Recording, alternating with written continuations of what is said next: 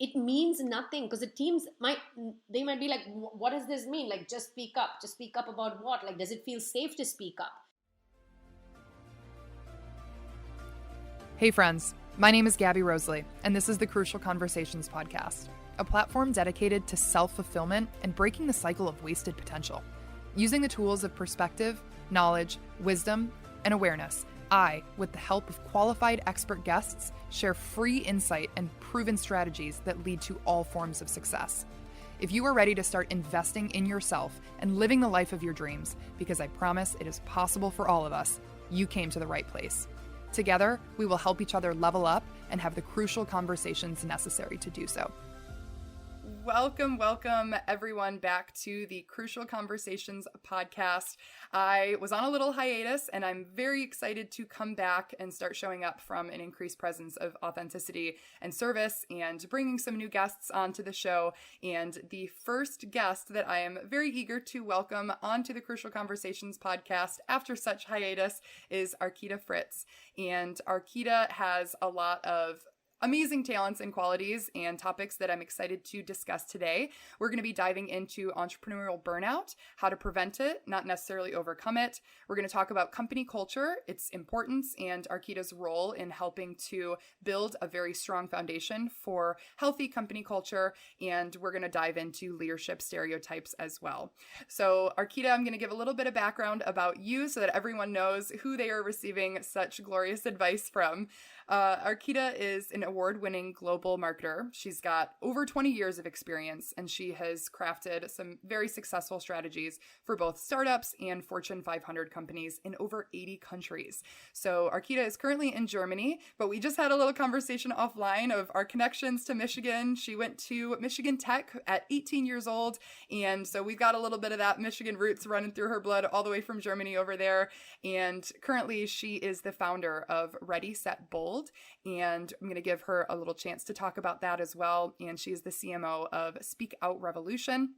And she champions workplace transformation, inclusivity, and psychological safety. So, like I said, she is now based in Germany and she continues to inspire change. She has a podcast called Embracing Only, and she aims to create workplace defined by respect, safety, and innovation. Archita, welcome to the show, and thank you so much for being here. Gabby, I'm so happy to be here with you today. Looking forward to our conversation. Very exciting. So the first question is one that I ask all of my guests, and I feel like it really gets the gears turning. So if you could give a piece of advice to your younger self, or maybe to the younger generation, what would that be? If I could give a piece of advice to someone younger than me, my advice would be, no is a full sentence. I think that is going to save you time, money, effort, pain, and everything else, because we go through life very, early in our careers, early in our life, where our definitions of success, our definitions of what we want to achieve are defined by, maybe family, friends, society, etc. But then as we grow into our roles or into the opportunities we want to create for ourselves, those seem like limiting, beliefs with regards to oh, I've got to prove myself here, or somebody told me I could not do it, so I'm going to show them I can do it. Stay with us, and we don't recognize that if we don't protect our energy to focus on things we truly enjoy, we start saying yes to everything, and we don't drive excellence in anything, and we give so much of ourselves in the attempt to just, we've always done it this way, or this is what success was defined for me. So I would say the best advice would be, no is an absolute full sentence. Protect your peace right away, and utilize no to your benefit.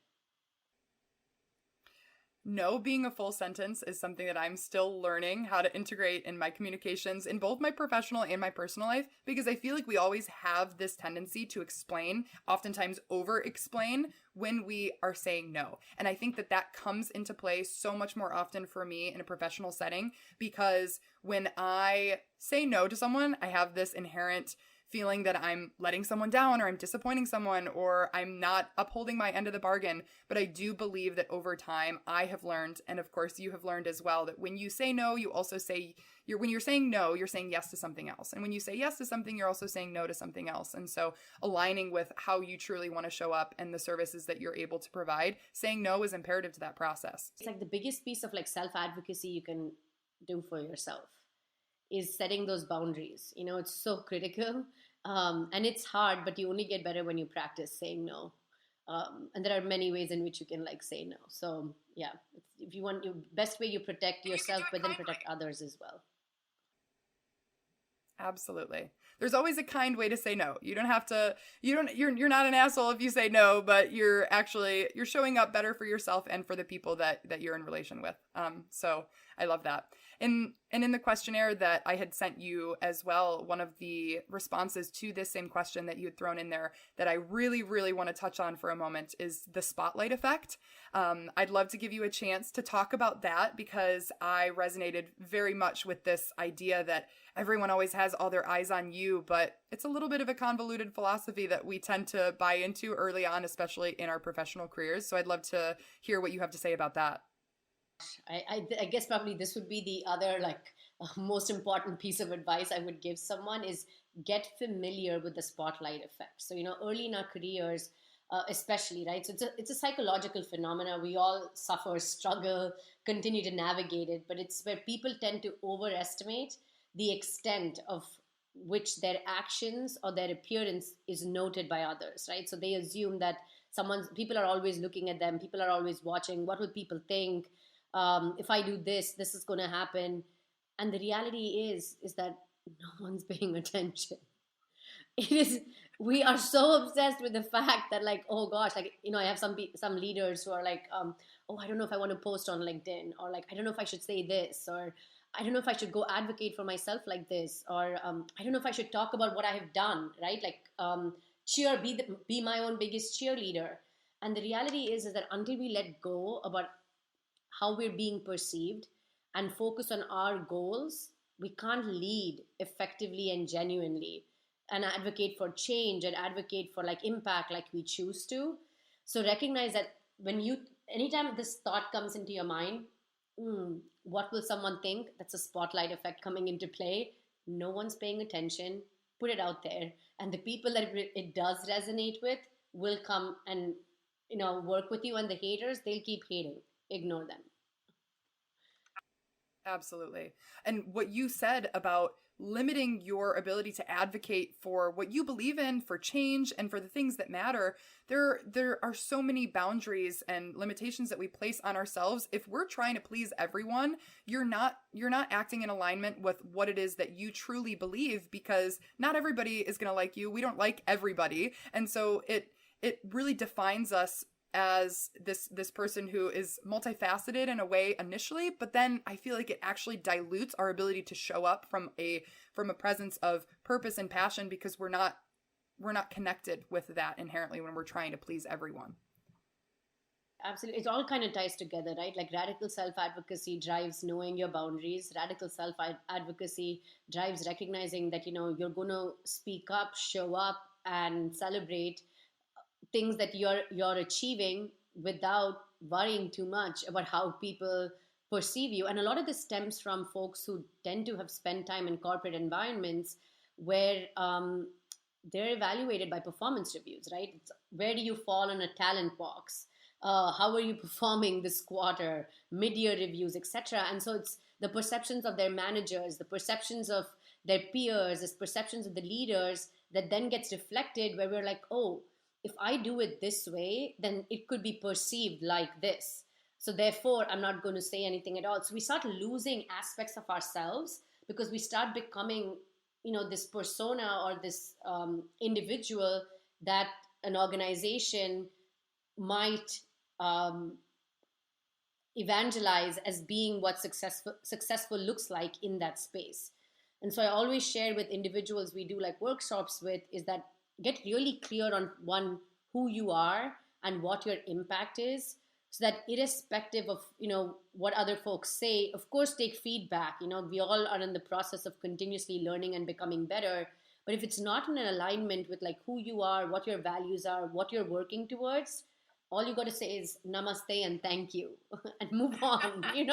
It's not served me well. I'm not going to waste time and obsess over whether or not I should completely change who I am to meet the comforts of these other people.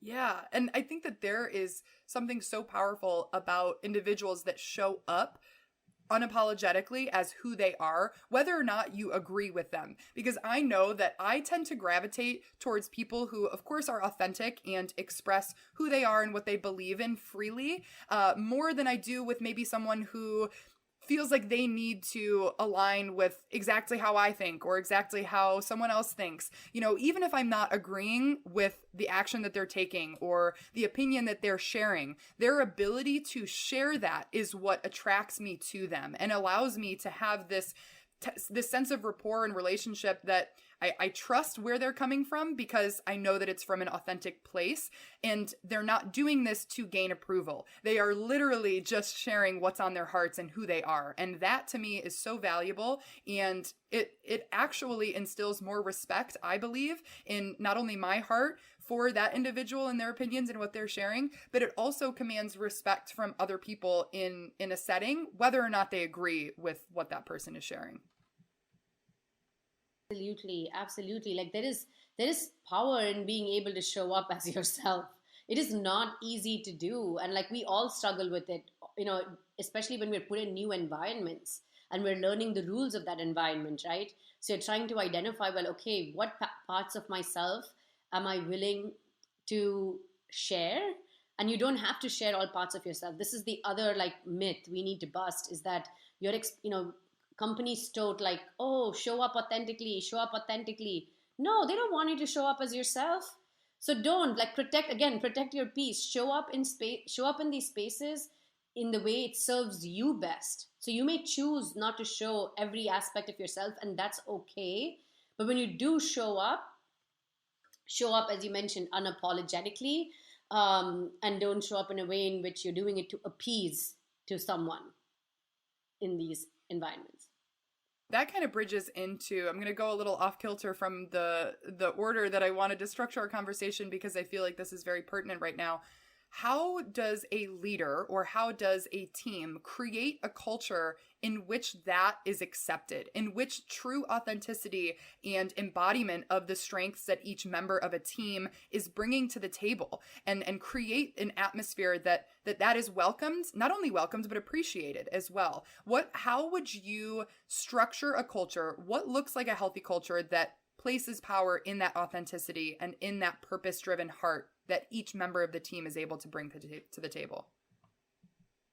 So many different ways to look at it, and I'll share a couple of thoughts here. Yeah. So where I've seen cultures thrive, and I've also seen cultures that didn't start off really well, but then the leaders took accountability to the change they had to drive, and then they turned it around. So I would say it's like radical accountability to the values that are critical to you as a leader and your team. Like that is so important, because if your team feels like we can hold each other accountable to these values that we have, of like, whether it be, delivering A, B, C, D, E always like this, or showing up in the spaces like this, whatever those shared values are, which you should define as a team, radical accountability to that is amazing, because it gives you a base that you can always lean back to as during times of change, because that's when this is really, really tested, right? Like you have a merger and acquisition, your team is growing, you have to do layoffs. That's also a reality, right? So even in the most trying times, when you have that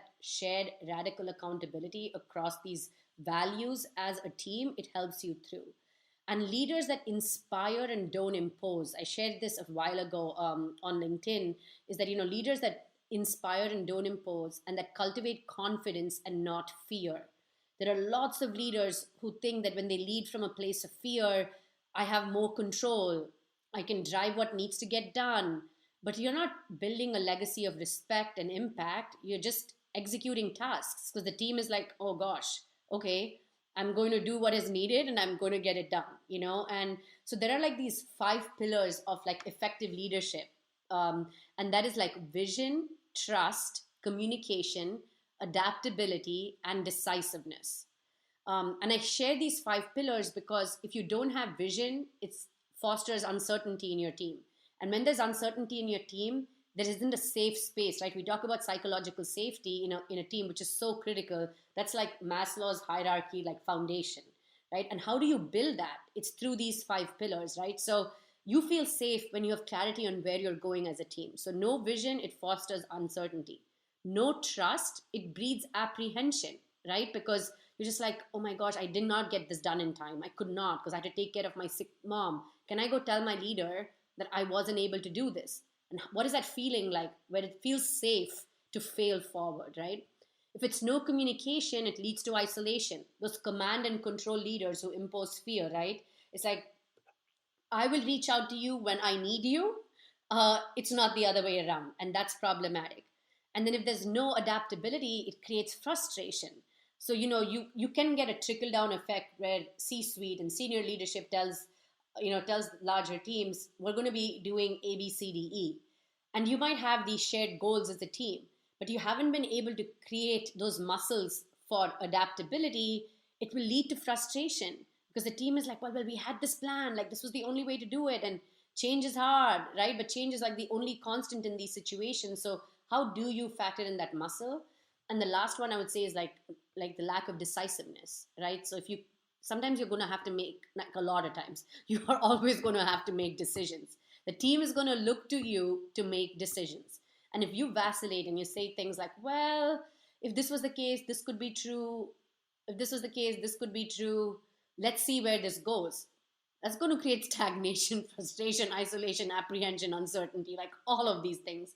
So we've really, as leaders, got to embrace the fact that we have got to make those decisions.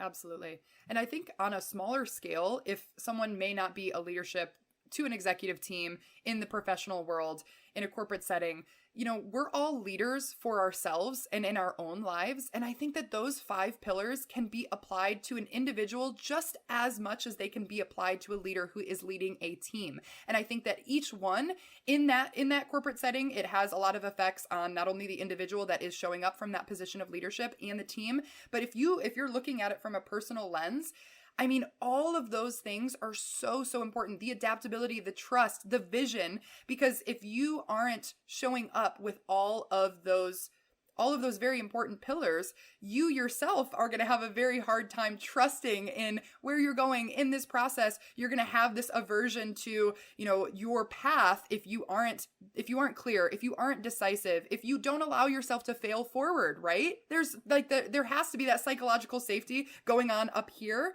in order for you to lead a fulfilling life. And then as leaders, you take it a step up. Like you have to lead yourself before you can lead a team effectively. So I think it's just as applicable in a personal setting as it is a professional setting.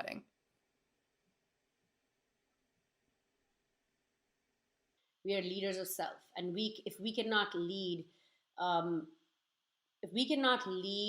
I would say, and I don't want to use the word authentic, but if we cannot lead in alignment like these 5 pillars for ourselves, we can't do the same for our teams or for any kind of team setting or organization, etc. So that's such a valid point. Like, first, we've got to learn to be true leaders of self.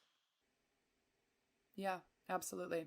And so when you go in and you work with teams and you work with leaders to try to establish this psychological safety, to establish a positive culture, and you come into a situation where there is a lot of fear, there is a lot of potential animosity or resentment built up from teams towards leaders, what is something that you work with leaders to transition from leading with fear to leading from a place of inspiration? What would be kind of an actionable piece of advice that you may be able to walk a leader through in order to create this positive company culture?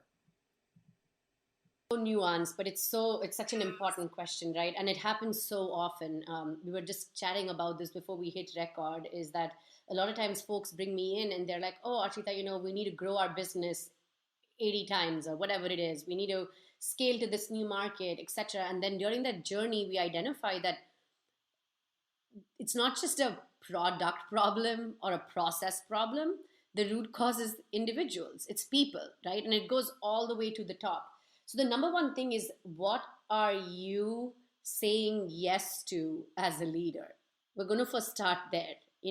What are you tolerating and allowing, which then leads us to recognizing whether that's something we want to continue to keep within our culture, or is this something we need to eliminate within our culture, right? So a lot of times we will tolerate things like, oh, it's really good that she was or he was so direct. um, Directness is amazing and there's a place for it, but what is there's a whole exercise we do on cognitive empathy, because a lot of high performing individuals are like, I have no empathy, like I'm just like, let's get the work done, like that's all that matters, blah blah blah. And I'm not sitting here telling you, like, feel the pain of the person, cry with them, like, no, don't do any of that stuff. But do you have cognitive empathy as a leader, and how can we help you build that cognitive empathy, that you recognize in that moment what might have happened for that specific individual's need to get them to the result we didn't hope for as a team, right? And then are you able to use a method of like questions and a supportive questions to help? As one of the guests we had on our podcast, she was Air Force commander, just brilliant, decorated, like U.S. Air Force commander, and she talks about debrief for failure. And this is something that I really try to like engage leaders on. If you can create a safe place where teams can debrief for failure, you have hit the jackpot, right? So first, the first things first, do you recognize what your role is in creating this culture that might be high performing, but it's leaving people unhappy, frustrated, or just like, thank goodness we just got done with it, right? So one, check that. And then two, are you building leaders within your team that have that cognitive empathy? And then three, we can all talk about psychological safety, but how do you put it to practice? And one of the easiest ways is, let's not just unpack success or celebrate success. Let's also find ways to debrief and celebrate failure. Absolutely.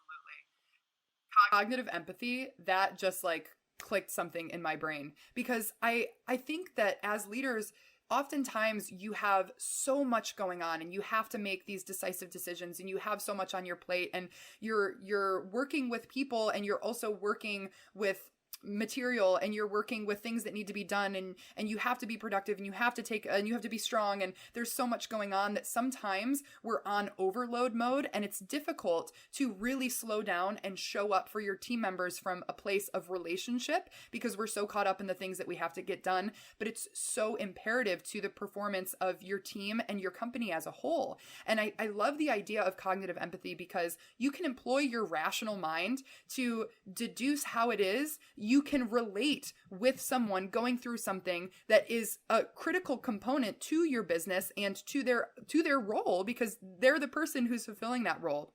And so employ your rational mind to walk your heart and your spirit through that process, and kind of conjoin them in this process of employing both your heart and your mind. I love that so much. Cognitive empathy.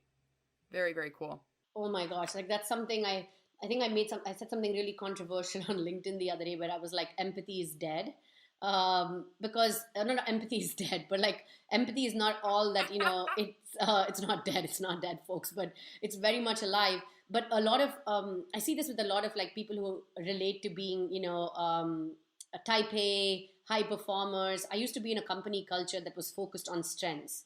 And one of the hallmarks of the company culture was a lot of the folks who, and it's great that you're focused on strengths. It's one of the best ways to lead as a leader. That's the other thing I would add to that list of creating a culture where it's safe, is that you're focused on strengths and you help build a team that helps supports each other's opportunities or weaknesses or whatever it might be.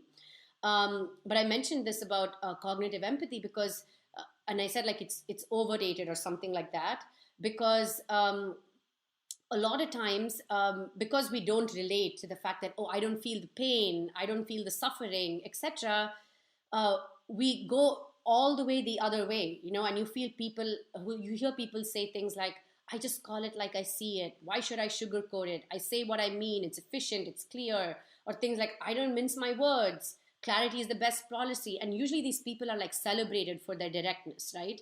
And there is a space, like you have to be direct, but to what effect, right? And when you lack this, you start creating like a toxic environment where you're shutting people down when you use language like this in the attempt to be really, really direct, right? So if you create a culture of like understanding through cognitive empathy versus you're creating a culture of compliance when you're using the guise of being direct as the way in which you're being a great leader. And I actually have a quiz. I can share the link with you on like where you stand in the cognitive empathy scale that I can share with you to share with your listeners, Gabby. I would love that. That would be amazing. And I think too that this idea of creating understanding and what you were talking about of debriefing failure, I think that it's so imperative for leaders to welcome open conversation, to receive feedback as how their team members are perceiving them as leaders. And I think that welcoming the things that maybe are hard to hear as a leader are just as important as hearing the ways that your team appreciates the way that you show up, about your leadership style. But what could I do better? Where am I not showing up for you? How am I not supporting you in this role? Is there anything that you would do differently in my position? I feel like welcoming feedback is so important. And when leaders create this like clear, decisive, okay, it's always this way, they lack maybe the adaptability or that space for understanding, they shut down the opportunity for anyone to deliver feedback, because sometimes feedback isn't always positive. It might be like, hey, this isn't flowing with our team, how we're getting this information from you or how we're carrying out this task at hand. And I think that as leaders, we have to welcome the things that are a little bit hard to hear if we want to get where we're able to go. Because it's not always going to be rainbows and unicorns when you're receiving feedback from team, just like it's not going to be rainbows and unicorns when you're in a relationship and you're having those hard conversations, or in a friendship and like, hey, I did something and this might have not been perceived very well from my friend or my significant other. We need to have those conversations in your relationships, and you need to have them in a professional setting as well. So welcoming that feedback is so important.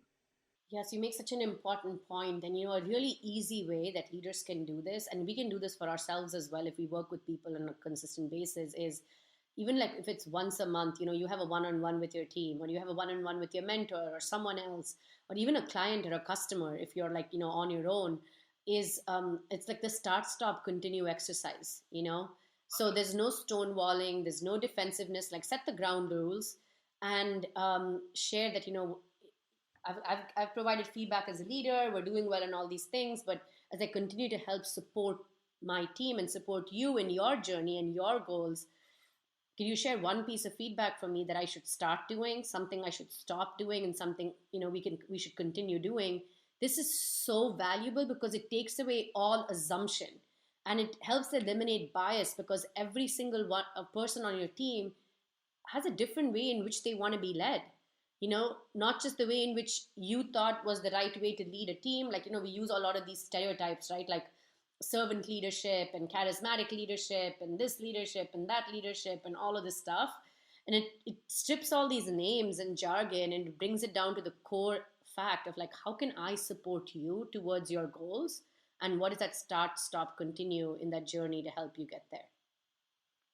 I love the start, stop, continue activity. And the funny thing is, I've always used it on in a personal level, or I've asked, members of teams that I have led before, what is something that you want to start, stop, continue? Like, let's kind of hash out this conversation. But it's a very interesting approach to actually ask that question in what can I start? What can I stop? What can I continue? And I think that is so powerful, because it, again, like you said, creating that safe space of like, I'm asking you to give me something that I need to stop doing or that I need to start doing, and I'm not actively doing it right now. And yes, those ground rules, it's so important. Tonality is also huge in this creation of this space.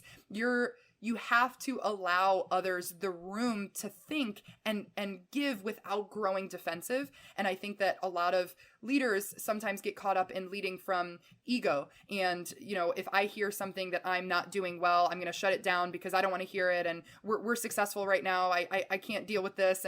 And so really stripping that ego in conversation with your team members is so critical. Yes, and one of the things, this is one thing I did when I was early in my career, because I just saw this as like the best way to lead, right? And I'm not, and the only leaders I ever had early in my career, like I was in engineering, then I was in quality systems management, and then I moved to marketing. But the entire time I was navigating all these environments in corporate America and then globally as an only, like the only woman mostly, and the only woman of color all the time, right?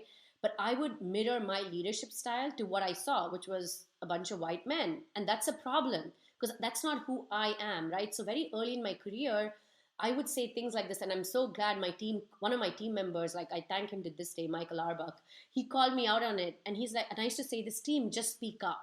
Literally. I'd be like, team, it's safe. Like, just speak up. And just speak up is the worst thing we can do as leaders because it means nothing because the teams might be like, what does this mean? Like, just speak up about what? Like, does it feel safe to speak up? Can I speak up?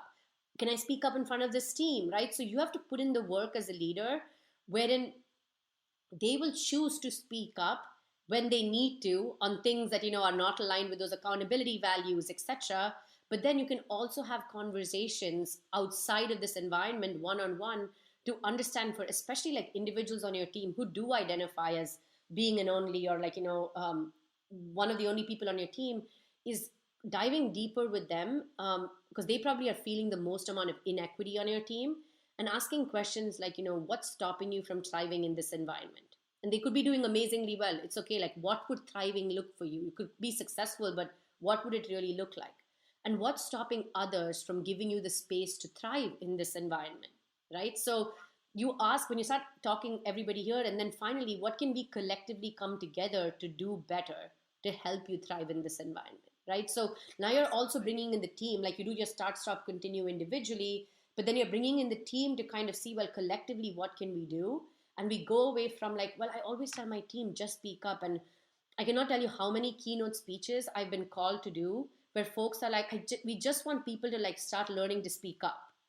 And it's like, you can't if you have not created an environment where it feels safe to speak up, and where you are creating tangible ways in which you're giving people frameworks to speak up. Absolutely.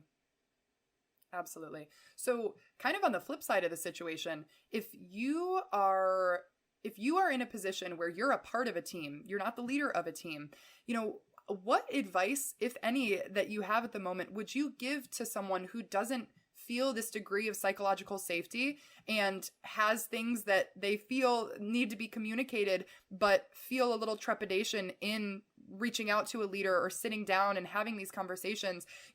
How might you guide someone through that if they are operating in a culture where they don't feel it's safe to offer feedback or really have the opportunity to speak up because the framework hasn't been laid? Have you ever dealt with anybody coming to you maybe that isn't in a leadership position that wants to cultivate a healthier, safer culture, but they aren't necessarily the ones who are setting the tone for that? What advice would you give to someone in that position? Yeah, that's such an important question. And yes, I get a lot of folks coming to me because, the work we do at Speak Out Revolution is focused on ending the silence around bullying and harassment in the workplace.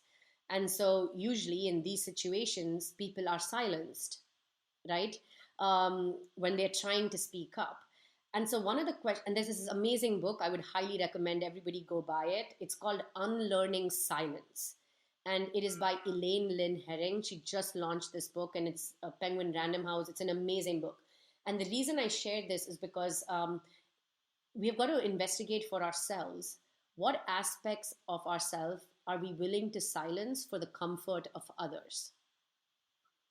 That question is so powerful, and I still am unpacking this like 2 months after I read the book.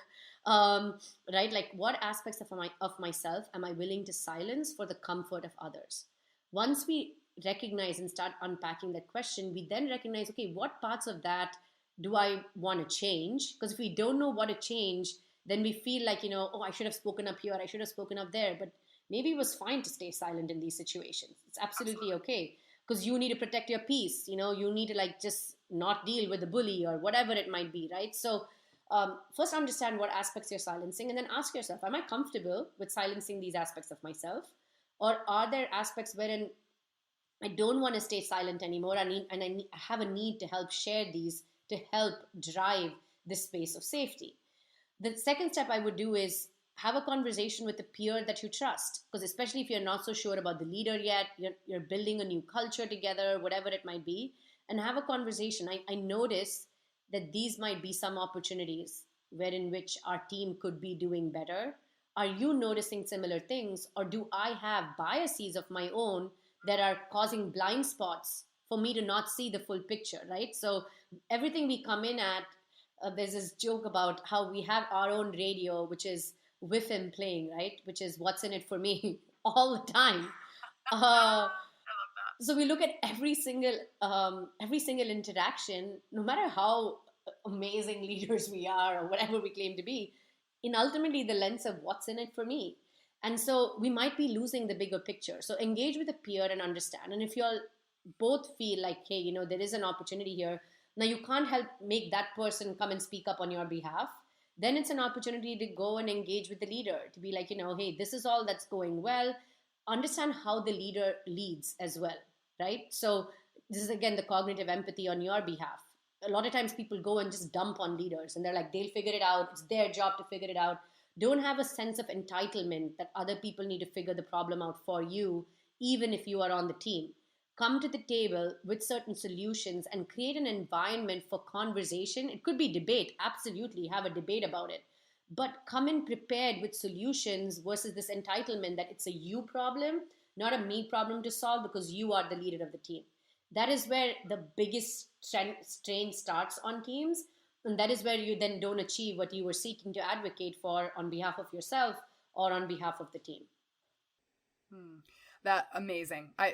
You're preaching, girl. I love it. And I think it's so important that we just touched on that, because I have a lot of leaders who listen to this podcast, but I also have a lot of team members or people who are a part of a leadership or a dynamic. And there is a right way to go about these situations, even if you're not the one who's setting the tone as the leader, but you desire a safer company culture. You do have a place in that, and there is a way to approach that situation. And I love what you said about presenting solutions as a part of this conversation and not just dumping it completely on the leader, because that can be stressful and that can be overwhelming when you're receiving, a lot of negative feedback or what's going wrong, but then you have to sit on it and you have to brainstorm. It's like, okay, I don't necessarily feel this, but what would I do to cure this or to come about a solution, And so showing up as a member of a team, sometimes leaders need to be led. Sometimes leaders need the members of their team to help support them in advocating for change and going about what that looks like to integrate, a safer company culture, because it's hard to do it all alone. And so you are an integral member of this team. And even if you don't feel like you're heard 100% of the time, if you operate from a standpoint of confidence and alignment with what it is that you're feeling and what you think is important to be communicated, I feel like a leader, if they're in the right place of mind and they're coming into a conversation open and hoping to understand, they're going to appreciate that and they're going to value that so much. Yeah, come to the table with solutions. But then that's 1000%. And then there's an other side to the coin of this, right? You could very, very well be operating in an environment that is not it's a toxic environment. It's not a safe environment, right? So recognize at the point wherein you consistently share things and you get familiar with the idea of microaggressions and gaslighting, be aware of your environment to recognize that at some point after you've shared this, you don't want to be going crazy and insane trying to figure out, well, I've put this idea out there and this is all that we need to do. And then why am I feeling this negativity towards me, right? Evaluate if that's the right environment for you as well. Because if you feel that you're consistently not heard and you've put yourself out there the right way, you're getting your work done. That goes beyond saying, right? Get your job done. That's critical. But beyond that, you're speaking up, you're sharing what you need to share. You're speaking up in your way. It could be an email, it could be a Slack message, whatever it might be. It doesn't have to be in a meeting every single time. But you're speaking up in your way, you're doing the work, but you consistently feel resistance. It's your opportunity to explore, okay, have I done what I need to do in this space to change the environment to help me thrive? Have I shared with my leader what I need to help me thrive? Have I shared with others like, what I need to help me thrive. And, it's at Sunday, it's not, the Monday morning feeling, it's a Sunday evening feeling, right? And if every Sunday, evening upon evening upon evening, you have this sense of dread, like, ugh, I have to go to work on Monday, please do yourself a favor. Do yourself a favor and start finding another environment for you, because not only are you affecting your mental health, but you're also affecting the morale of the team and everything else, because you're not able to be in the best space possible to support your team. Yep, absolutely. I love it. That's amazing. Very insightful, and very applicable. I think sometimes on certain podcasts you hear about concepts that are highly intellectualized and difficult to employ. And I think that in the conversation we've had so far, it's been very nice to have things laid out in a realistic and approachable manner of, if you're dealing with this, if you're going through this right now, if you're recognizing something that you don't feel is advantageous for you to continue pursuing or whatever, we have some steps laid out and some thought processes that are critical in order to get to a point where you feel like you're able to communicate with your leader or with your team. So I'm loving this so much so far. And the mental health component kind of bridges into the next topic that I want to discuss, and that's entrepreneurial burnout. So we're shifting a little bit, but I think that this idea of leaders, we have a lot on our plate at certain times. We're dealing with processes. We're also dealing with people. We can kind of frame that in the idea of, as entrepreneurs, there is a lot of that going on. Even if you're a solopreneur, you're dealing with all of those things. And sometimes regulating and leading yourself is one of the hardest things that you're going to do. So I want to talk about the idea of preventing burnout as an entrepreneur a little bit, because there's a difference between overcoming and preventing. And I know that as entrepreneurs, there is this emotional roller coaster that you are going to have to strap your seatbelt and giddy up. You got to be along for the ride, because it's going to hit you. You're going to be on the highs of highs, but you're also going to be on the lows of lows. And as an entrepreneur, solopreneur, whatever, the most important person that you have to be able to hash some of these things out with is yourself. So what advice would you give to an entrepreneur to try to prevent some of this burnout? Emotional burnout, professional burnout, whatever. Yeah, gosh, I felt every bit of like what you said, right? Like the highs are the highs, the lows are the lows. And especially if you're someone who's transitioning from being an employee to an employer, right? There is so much you have to unlearn as you're stepping into your journey of entrepreneurship. And I would recommend start it out the right way, right? And so what is the right way to start it out? So if you're choosing to like leave your corporate environment and build out an entrepreneurial journey, don't just do it because it's, sexy, it's cool, it's like the thing to do or whatever it is. Start with like, what is the life I want to lead? Like, it sounds so cliche, but I cannot emphasize this, because when we're in corporate jobs, we're like, oh, we're chasing a title, we're chasing a corner office, we're chasing a role, we're chasing what we would call as opportunity, right? Like whatever kind of opportunity. But we're never asking our questions when we are at corporate jobs. What is the life I want to lead? And now how can I go create work that helps me lead that life? As an entrepreneur, you are empowered to do that. You don't have to build your company, your solopreneur business, just this crazy way where, you hear all these LinkedIn bros talk about their ice cold water baths, their 5 a.m. journaling, whatever, right? You don't have to do it that way. Do it the way in which that is most aligned with the life you have to lead. Like you would never catch me alive in like a freaking ice cold water bath. It's not happening. I do other things to protect my sanity, but I would not do that. But I cannot tell you, so many people are like, oh, I got to wake up at 5 a.m. I got to journal, then I got to block time for like this and that and everything else. So get really, really clear. And I love this. You probably heard of this. It's the Japanese way of like, life, which is ikigai. And it talks about different sources that are in your life. Okay, so just the sources in your life. And so for me, we have 3 kids. They're a source in my life, right? And then what are the feelings you get from that source? So your work as an entrepreneur is a source as well. What are the feelings you have had in the past about your work? What are the feelings you have today? And if you're building your journey, or you're in the middle of your journey, what are the feelings you want to have in the future? and go do an accountability check with yourself once a month. Because of course, like, no week is the same as an entrepreneur. Like, that's crazy to even imagine. No day is sometimes the same as an entrepreneur. But the reality is that if you're going to have weeks upon weeks where you're not living the life you said, you align with the most. For me, when I was leaving my corporate job of like almost 18 years and I stepped into building my solopreneurship, um, I said, like, I didn't want to be on a plane 5 days a week anymore. I did not want to be, working 15-hour days, 12 to 15-hour days. And I want to be able to pick up my kids after school. Now, I don't know why I said that, because that's one thing I hate doing, is school pickup now. But there you go. That's what I wish for. It was like, oh, I'll get to spend more time with my kids.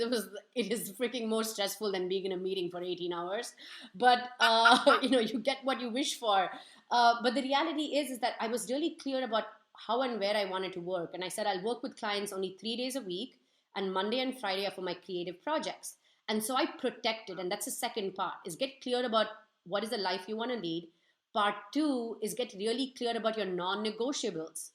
These are my non-negotiables. I will not do A, B, C, D, E for me, Mondays and Fridays.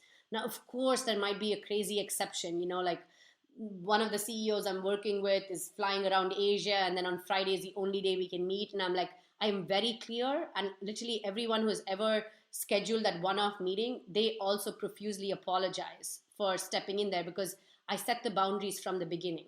So protect your boundaries that you set for yourself, however uncomfortable it is, right? And this also goes to like the price you charge, the time you give of yourself, etc. Like, be really clear right from the beginning. And then the third thing is support. When you're an entrepreneur, a solopreneur, you don't have a large, huge team anymore, So how can you create spaces of support that are not like, directly in your company or your team, etc., that are outside of that environment, that hold you accountable to that life you said you want to lead? So when they see you like wavering off of that, they can help bring you back, because it can go south really fast. You can have 11 amazing months, and then you can have a whole season of no's, and then it could just be like, why am I doing this? No's from potential clients, right? Like, no, no, no, no, no, we're not going to work with you.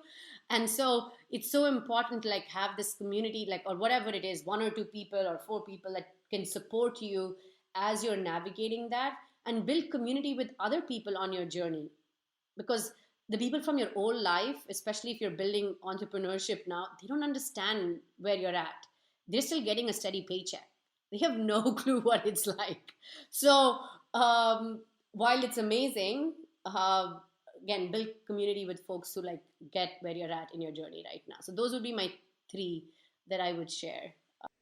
Yeah, it's amazing. And I'm so excited to go back and listen to this conversation, because we don't talk about the pitfalls of entrepreneurship, or the areas that you might need to seek guidance, or the non-negotiables. I mean, when's the last time that I'm thinking about my journey right now, that I've sat down and really thought about, this is absolutely what I need, and this is absolutely what I am not going to tolerate. Like, what are my non-negotiables? And it's so important, because it kind of flies back to the beginning of our conversation about saying no. And when you say yes to everything, this list of non-negotiables that you may or may not have created is going to be all over the place, because you're saying yes to everything. So yeah, really, really connecting to the lifestyle as well. And I love that you said all the LinkedIn bros taking their cold plunges at 5 a.m. And I think it's because there is this image of entrepreneurship and of success that has been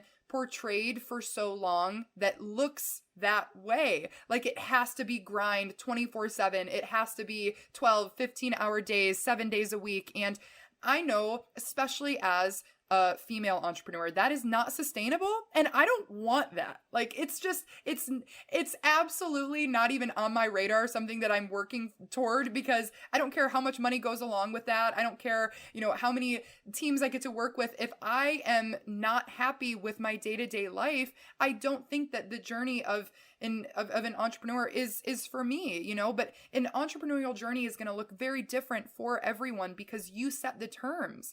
and you get to create from your heart as an entrepreneur of like, this is who I am, how I'm showing up, and this is what I desire to create. And if you're pursuing the path of someone creating a lifestyle that you know you don't want for yourself, I don't think you're going to be very happy on your journey.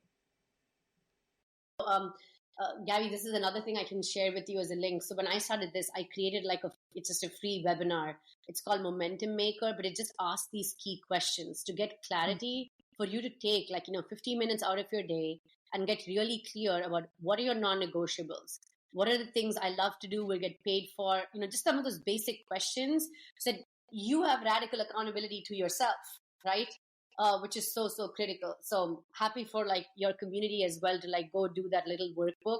It's it was made early in my journey, so I would do it so differently now, but it's still I share this so often because it's so valuable. That clarity is so critical to our sustained success. And that's what we're looking for, right? We're not looking for a blip and then a complete, my gosh, I need to take a year and a half off because this was too much. We're looking for the sustainability. There will be ups and downs, but it's this little cyclical versus these huge peaks and valleys. Absolutely. The sustainability is so key. And this is now a perfect time for you to be able to give listeners ways to connect with you. I would love to kind of give you the shameless plug platform to allow people to reach out to you or to seek different resources, which I will link everything. Awesome. So I'll say one thing. If you're looking for bite-sized learning feedback from some of the world's most amazing women out there, check out our podcast. It's called the Embracing Only Podcast. And you get advice across the entire spectrum, from leading as an individual, leader of self, to negotiations, building company cultures, all the way to having tough conversations on a team. If you're looking for, just everyday bites of hey, how should I do better? What could I do differently? Follow me on LinkedIn. I post consistently on LinkedIn. That's where I'm at. Find me on LinkedIn. I'd love to connect with people. And I do support organizations and individuals. So if you're looking to build a company culture, which I call a speak up culture, that can help drive growth and innovation, please DM me on LinkedIn. I'd love to have a conversation and see how I can support you. And I will share a bunch of free resources, as I mentioned, with Gabby, so you can kind of work through, your clarity that you need to drive the momentum you need. And then just finally, Gabby mentioned Speak Out Revolution. So if you are somebody who's experiencing workplace bullying or harassment, there are numerous free resources and a dashboard that is available by industry for you to see the impact of what is to come if you choose to stay in that environment, and then how you can help navigate out of that environment. So please go. It's free. It's open source. And I'd love for everybody to empower themselves with the information so they know what they need to do when they're in a culture and an environment that is not safe for them anymore. Amazing. I have loved this conversation so much. And Archita, you speak with so much passion and so much energy, and everything that you say, you have a way of delivering these high in the sky kind of concepts, but breaking them down that are not only understandable, they're engaging and they're inspiring in a way that makes people feel like I can do this. And so I thoroughly, thoroughly appreciate you coming on this show and sharing in this time and space with me. And I love that you are on this path because it's where you're meant to be. And I know that you know that, but I echo everything that you have said and support it wholeheartedly. So thank you so, so, so much for your time today. Thank you for having me, Gabby. It was a real joy speaking with you. Awesome. All right, you guys, go ahead and check out this episode description. Reach out to Archita. She is an amazing woman in this field and has a lot of insight that is incorporated through all of these freebies that you guys are going to be able to check out. Archita, thank you so much. And I will see all of you next time on the Crucial Conversations podcast. Hey, y'all. Before you head out, I just want to say thank you. Thank you for listening to this episode, and most importantly, thank you for making the conscious decision to invest in yourself and expand your mind. By doing so, you are helping to elevate us all to live better lives. By showing up and emulating the things that you learned in today's crucial conversation, you are inspiring those around you. If you want to continue this domino effect, share this episode with someone that you want to help to unlock their maximum potential. And connect with me on Instagram at Gabby Rosalie Co. to share your valuable feedback and offer recommendations for what you'd like to hear in future episodes. I love you all. Keep shining your unique lights, and I will see you next time on the Crucial Conversations podcast.